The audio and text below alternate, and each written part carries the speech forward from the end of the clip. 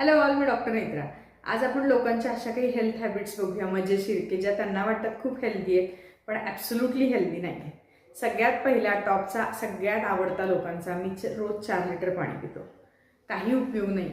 तुम्हाला तहान लागतीये का? तुम्ही कोरड्या वातावरणात राहताय का? तुमचं काम उन्हामध्ये आहे का?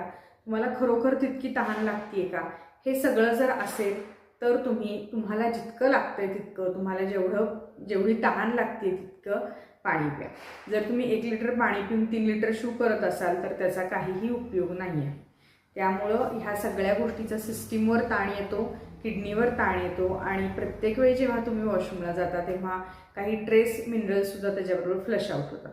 त्यामुळं तोंड कोरडं पडू नये, सतत घसा कोरडा राहू नये, अगदी छान आपलं तोंड ओलं राहावं एवढं हायड्रेशन आपल्याला पाहिजे.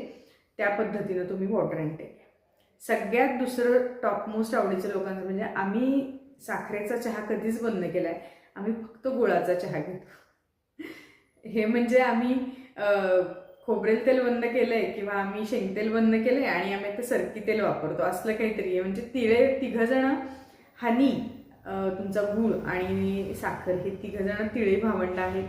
तिघांचेही गुण सारखेच आहेत. जिभेला जे गोड लागतं ते सगळं एकसारखं शरीरावर परिणाम करतं. त्यामुळे एकतर प्रॉपर चहा घ्या किंवा एकतर चहा पूर्ण बंद करा. असला गुळाचा चहा हेल्दी वगैरे असं काही नसतं. तिसरी गोष्ट म्हणजे मी घरातली खूप कामं करते, त्याच्यामुळं मला वेगळा व्यायाम करण्याची गरज नाही. आता तुम्ही जर कधी ऑब्झर्व केलं असेल तर घरातली कामं एका पठडीतली असतात. पुढं वाकून काम करणं किंवा हाताची स्पेसिफिक हालचाल, खांद्याची स्पेसिफिक हालचाल, पायाची स्पेसिफिक हालचाल अशा गोष्टी असतात.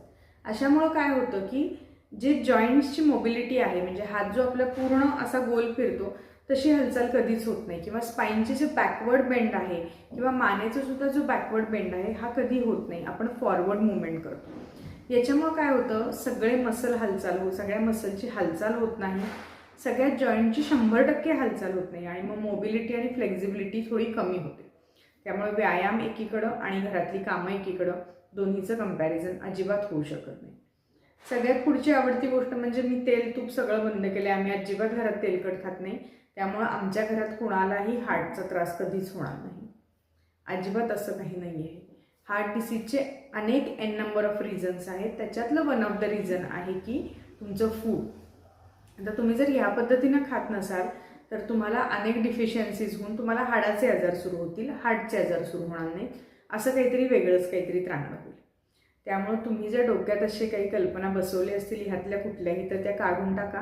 तुम्हाला बोलायचं असेल तर डॉक्टरांशी जाऊन बोला आणि त्यांच्याकडून तुमच्या हेल्थ हॅबिट सेट करून घ्या.